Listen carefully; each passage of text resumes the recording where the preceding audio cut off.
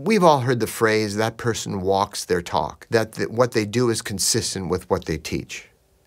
And I've been asked, and I think rightly so, Dan, you've written 17 books. Have you mastered all that you teach? And the answer I can give is, no, I have not mastered everything I teach, but I'm sincerely practicing.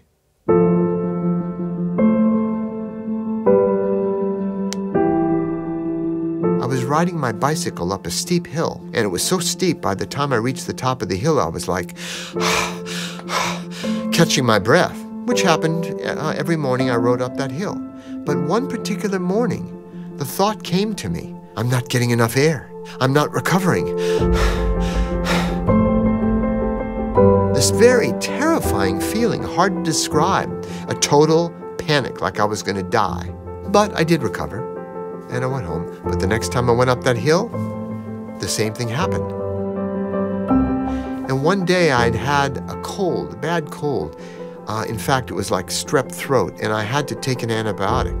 And I went to Colorado in the United States, and it's at 5,000 or 6,000 feet altitude. I was just sitting there. I wasn't going up a hill on a bicycle. I was sitting there reading before I went to sleep at night. And suddenly I had the feeling again, I'm not getting enough air.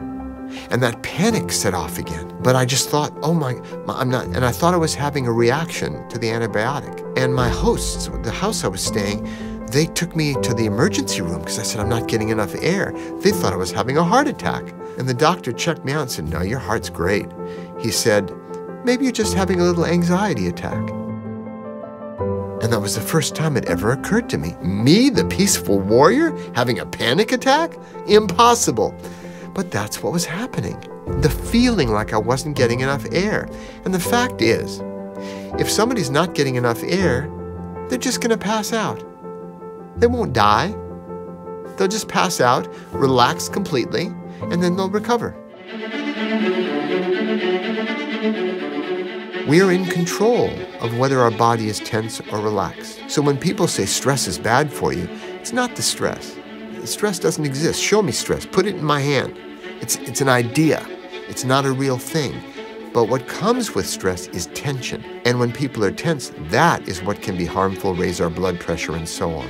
There are two extremes of people. One extreme is totally associated with life. They just are so engaged and clinging to life. Everything that happens matters, and our whole life seems to be a house of cards balanced on that success. And if it doesn't happen, we believe it will fall apart. Our whole identity, we invest our worth in something happening. There are other people who are more detached, and they're not really engaged with life in the same way. They kind of float through it. So nothing really bothers them. But on the other hand, they don't really experience the passion for life either. Most of us are in between those two extremes, or sometimes we're more toward one, more toward the other. So we get unnecessarily stressed out.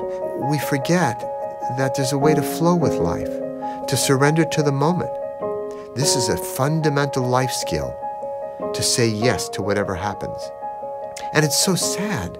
There are young people who've killed themselves because they didn't get into the top college or failed an exam, when there's a whole new door that opens up for them if they just stayed with it. But it's hard to have perspective all the time. Many people say, how do I deal with stress? Stress is a part of life. We can be stressed not just when a bad thing happens, or there's a deadline, or we feel pressure. We can be stressed at someone's wedding, especially our own. We can be stressed at a family gathering or a party. Stress is simply a part of life. The secret of handling stress is to learn to relax, to remember to take a breath and relax even in stressful situations. And it helps us to appreciate and actually live a life.